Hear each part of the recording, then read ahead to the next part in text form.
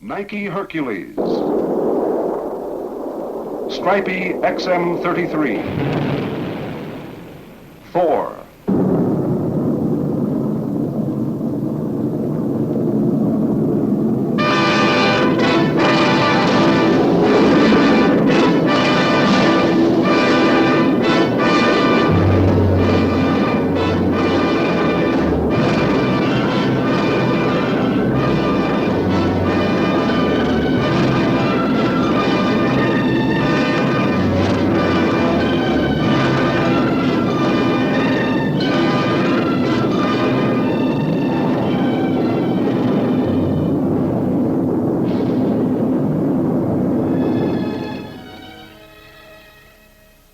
Johnston Island was the center of launch and experimental activity for the 1962 high-altitude weapon effects testing termed Operation Fishbowl.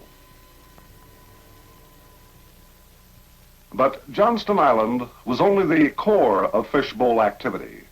Radiating out in all directions from this tiny island, 800 miles southwest of Hawaii, were instrumented stations, 266 of them, at sea, in the air, and on land, encompassing a major portion of the Pacific Ocean, all geared to collect effects data from nuclear bursts at high altitudes. Now to set this broad stage in greater detail. Within the limited confines of Johnston Island itself, the operations testing and support facilities were crowded into every spare niche, including space between the existing Air Force Station plant and buildings, with some apparatus and offices crammed into World War II bomb shelters, including the scientific readiness team, task force control personnel, and launch control units. At the northwestern end of the island was the Thor launch complex, joined later by Nike Hercules and Stripey units, plus a second Thor pad. Fishbowl's line of more than 30 instrument rocket launchers with attendant checkout facilities were sandwiched between the island's runway and the shore. This Pacific Missile range ship, berthed at the island's lone pier, kept an electronic eye on the missile for range safety purposes.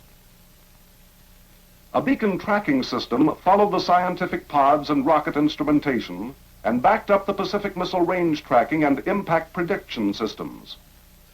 Standing offshore were 9 instrumented test ships, vital links in the fishbowl effort, including the DAMP ship, acronym for Downrange Anti-Missile Measurements Program Ship, American Mariner.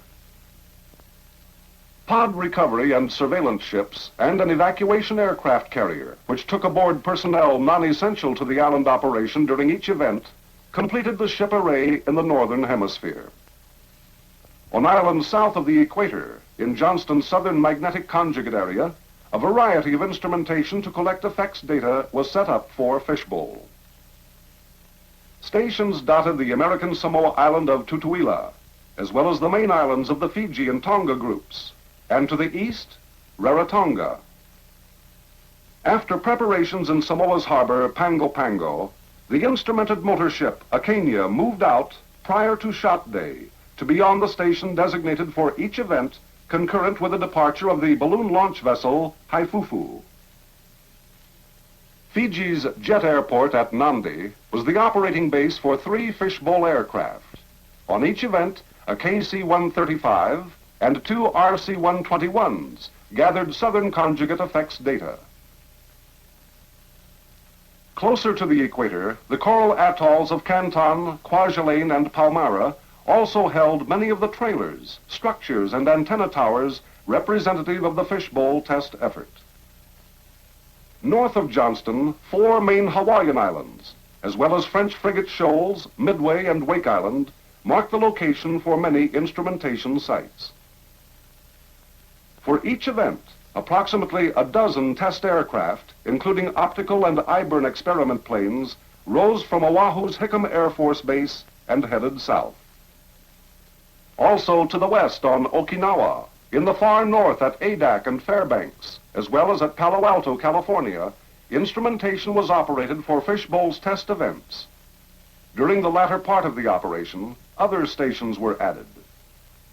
All in all, Of the 266 fishbowl instrument stations, 156 were on land, while 10 ships housed 80 separate project stations. 15 test aircraft carried the other 30 stations. The need for the test work carried on at Johnston and its far-flung array was compelling, for it stemmed from urgent Department of Defense operational needs requiring that high-altitude phenomena resulting from a nuclear burst be defined with simultaneous direct measurements on military operational equipment. For while America had been making rapid strides in other aspects of missile technology, its investigation of high-altitude nuclear detonation effects had lagged due to the 1958 test moratorium imposed shortly after the nation's first look at nuclear effects at high altitudes. This initial exploration in 1958 was limited to 6 shots, with attempts to collect data with untried experimental instrumentation in an environment alien to the nuclear testers. From a ship in the South Atlantic, 3 small detonations, known as the Argus series, were launched and triggered aloft for the purpose of examining the Christophilus theory that a long-lived belt of trapped electrons could be artificially created by a very high-altitude nuclear explosion. Other effects on Argus, although measured, were not thoroughly documented. In the Pacific, as part of the Hardtack series, 3 effect shots, Yucca, Orange, and Teak, were detonated at respectively 26, 43, 77 kilometers, primarily to provide information on the change of blast, nuclear, and thermal effects with increasing altitude. From Hardtack's limited test experimentation, one lesson learned was that widely diverse quantitative effects were produced at different altitudes, including major electromagnetic disturbances, causing communications and radar blackout problems. The nature of each effect could be learned only by actual testing. More than the information they furnished, these 1958 shots indicated how much more there was to learn about nuclear burst-created atmospheric ionization. Filling this information gap after the 3.5-year lull was Operation Fishbowl's mission, carefully patterned to the Department of Defense's needs. These operational requirements shaped up into objectives centering around 3 main lines of inquiry. One objective concerned ICBM acquisition, tracking, and intercept problems. It was essential for both defensive and offensive planning that experimental data be obtained on the effects of high-altitude nuclear bursts on radar performance. Another objective dealt with the evaluation of ICBM damage and kill mechanisms. DoD needed an evaluation of the effectiveness of nuclear detonations at high altitude for killing incoming ICBMs, vital to the nation's anti-ICBM effort.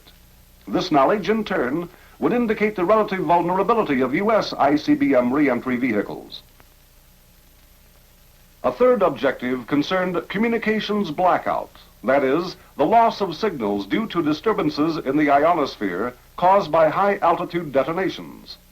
It was necessary to know the ensuing effects on military command and control systems which require long-range communications. These military objectives meshed into the overall fishbowl objective of gaining a vertical scale of information for various altitudes and yields. Included in the wide assortment of fishbowl projects were thermal studies on I-burn, investigation of debris distribution, and documentation of the nature and transport of the magnetic field disturbance generated by high-altitude detonations. On Operation Fishbowl, nuclear detonations rent the sky 5 times over the Johnston Island area, each time during the hours of darkness.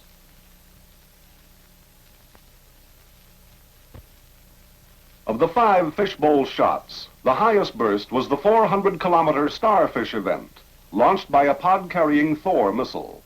Its yield was 1.4 megatons.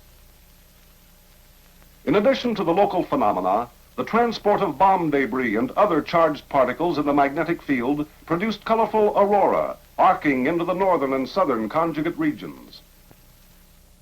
Checkmate, like Starfish, did not display a well-defined fireball. Checkmate exhibited a moderate aurora seen in both the northern and southern conjugate areas.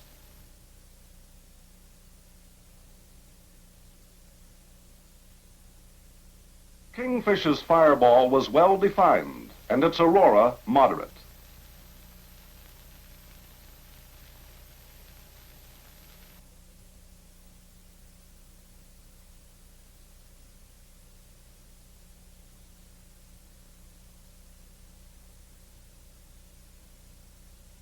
From these 5 events, we will offer a selection of the test instrumentation associated with the DoD scientific objectives, along with some of the preliminary results obtained. Any conclusions which follow must be tempered by the understanding that the measurements made are valid only under the conditions of the experiments. For the first objective, the rockets fired from these launchers along the Johnston runway played a major role in probing the capability of detecting and tracking incoming ICBMs. Some rockets, launched in conjunction with the burst, were positioned in time and space to chart radar transmission paths through the burst environment. The aim was to help establish the space-time parameters of various blackout phenomena involving fireball, X-rays, beta, gamma, and neutrons, as well as directly measure radar capability to track and locate objects, such as reentry vehicles and decoys. Guidance of anti-ICBMs through the blackout was also studied. This radar dish on Johnston Island scanned the sky to gain information on intensity and extent of the clutter produced. It mapped 3 frequencies of operational importance: 400, 800, and 1200 megacycles. RC-121 aircraft also measured the amount of clutter in both the north and south conjugate regions. On Johnston Island, passive radio frequency receiving instrumentation sought data on the effect of noise from the burst region on radar performance. All this instrumentation took the measure of attenuation, refraction, clutter, and noise, the chief electromagnetic effects on radar performance.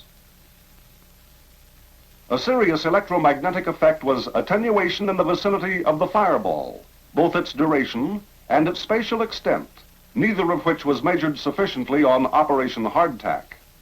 Rocket-borne beacons launched at H+5 and 15 minutes to seek late-time attenuation effects obtained no readily identifiable results. On Kingfish, the damp ship observed radar transmission paths through the fireball region from a C-band beacon from H+5 to 25 seconds, observing complete blackout and loss of track during this period.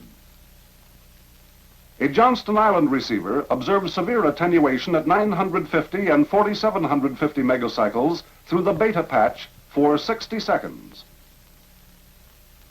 On Tightrope, severe attenuations were measured up to 1 minute after burst. While the attenuating volume was greatly reduced in size, the amount and duration of attenuation was still significant. Refraction effects from a nuclear burst are of concern in the high-precision target tracking of ICBMs in the terminal phase. Although radar on the damp ship and Johnston Island showed no gross refractive effects from any of the bursts, preliminary results indicate a refractive jitter problem under certain conditions, involving a rapid fluctuation in the apparent angle of arrival of returning radar pulses. It was present on all events, but most pronounced on bluegill and kingfish. Another electromagnetic effect important to DoD's search capability is clutter, which could hamper radar performance for a period longer than other effects. Radar clutter is caused by ionized air, ionized bomb debris, and electrons trapped in the magnetic field. All these materials reflect radar energy, giving rise to false targets on the radar scope. Our first consideration is the reflection clutter from the fireball itself. Confined to the visible fireball, it is most pronounced when a well-formed fireball is generated. Another problem is presented by field-aligned clutter, observed in that region of the sky for which the observer is at right angles to the magnetic field lines at E-layer heights, and within an azimuth of about 15 degrees to either side of magnetic north. Field-aligned debris provides a host of fluctuating pseudo-targets over a large sky area. A radar system can evaluate them as false targets, but by sheer numbers, they may grossly overload the associated computer, which must check out each one of them.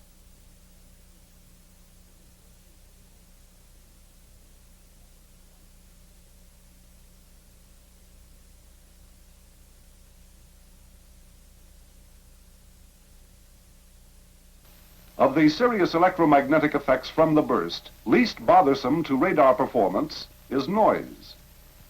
Highly sensitive advanced radar systems are adversely affected by the detonation's broadband radio frequency noise, since it reduces the signal-to-noise ratio.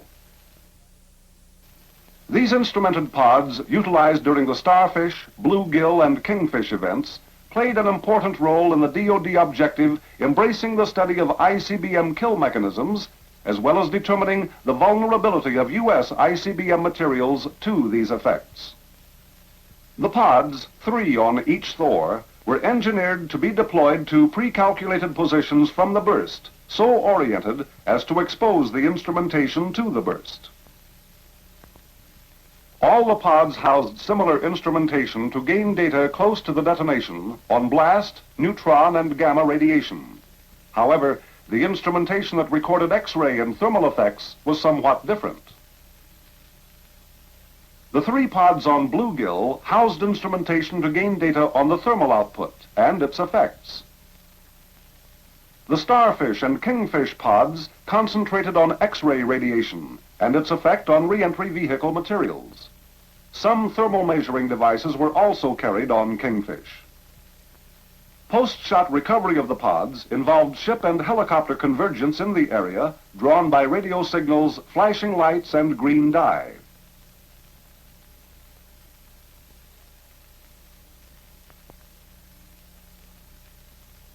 Fished out, the pods were taken to the Johnston Island recovery area, where removal of the scientific instrumentation for inspection and preliminary data readout was conducted. The pod program was relatively successful despite orientation problems and loss of some instrumentation due to hard landings. Preliminary results are limited mostly to the observable effects on the numerous re-entry vehicle materials exposed.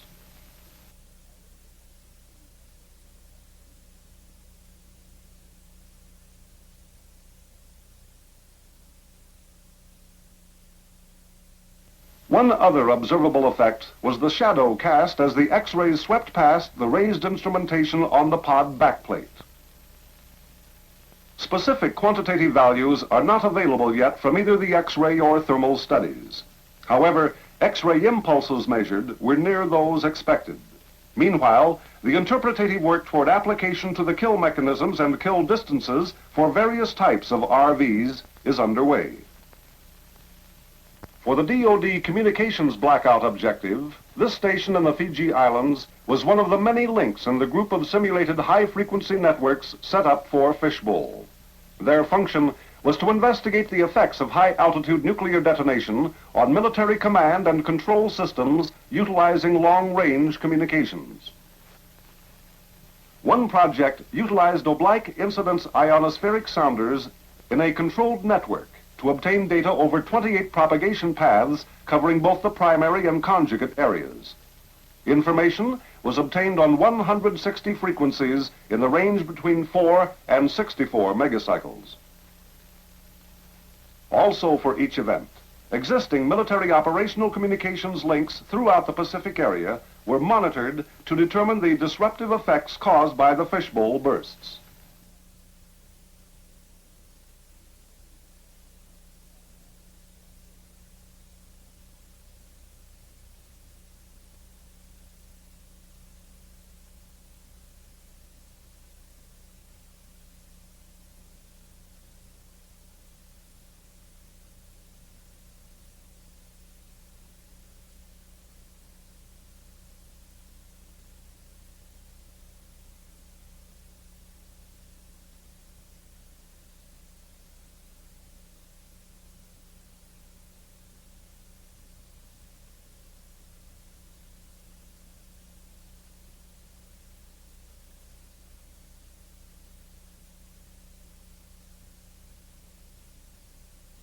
In the high-frequency experiments, burst-induced ionization altered propagation conditions, but caused no widespread outage.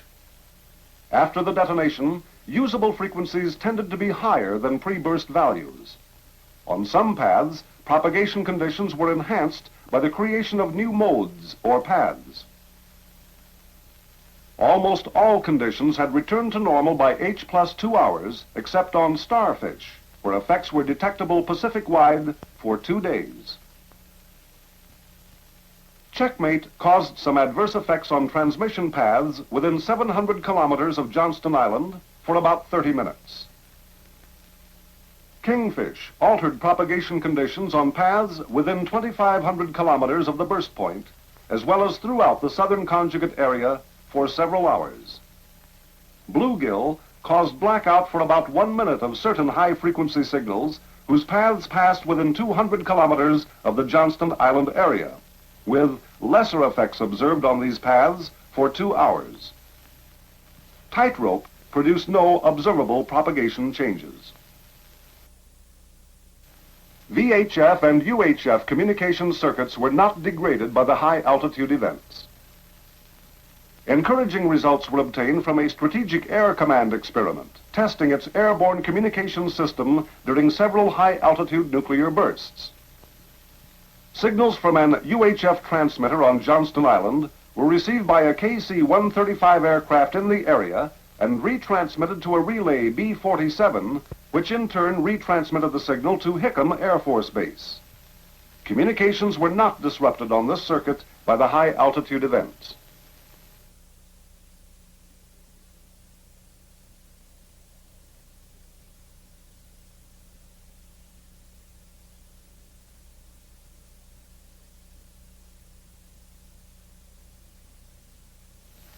Also, the fishbowl tests were all conducted at night.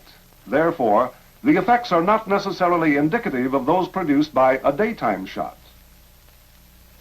Of the many other projects of vital military interest on fishbowl, we shall give the results only on the I-burn studies. Rabbits and monkeys on airborne platforms and ground stations were exposed to the thermal radiation from both high altitude and atmospheric detonations. Chorioretinal burn results from the atmospheric shots, all detonated below 15,000 feet, confirmed previous data on the distance parameters for known yields.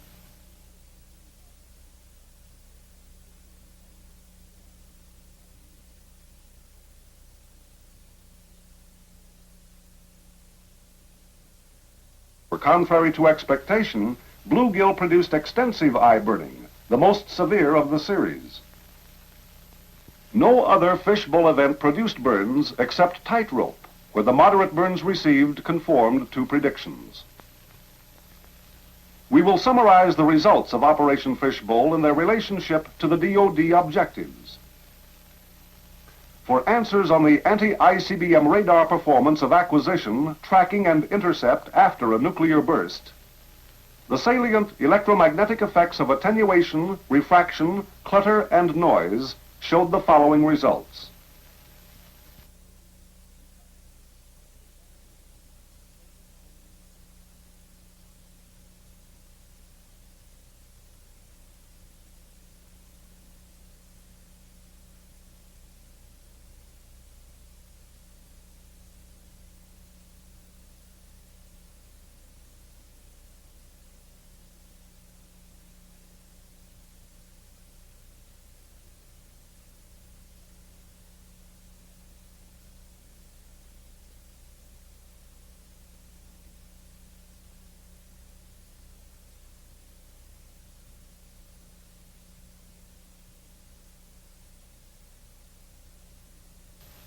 The optical measurements documented the spatial, temporal, and spectral characteristics of UV optical infrared effects associated with the detonations in the burst area, as well as the southern conjugate region.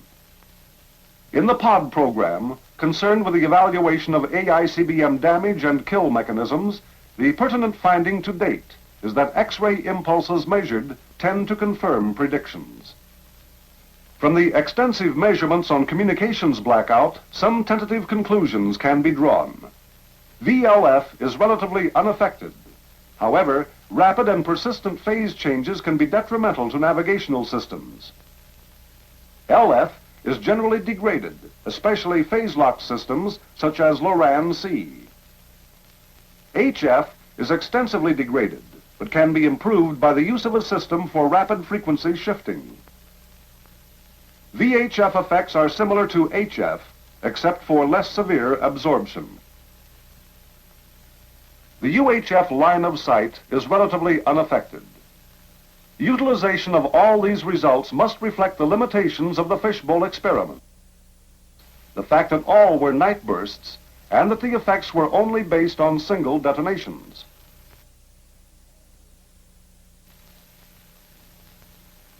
The communications problem resulting from multiple nuclear bursts would be serious, but adequate planning and technical sophistication should make it possible to maintain limited communications at all times.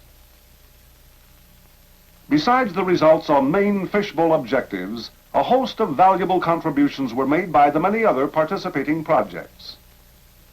Since the list of findings from the 5 fishbowl events is a long and continuing one, with miles of records still to be reduced and analyzed, this report marks only a beginning in the fishbowl chronicle.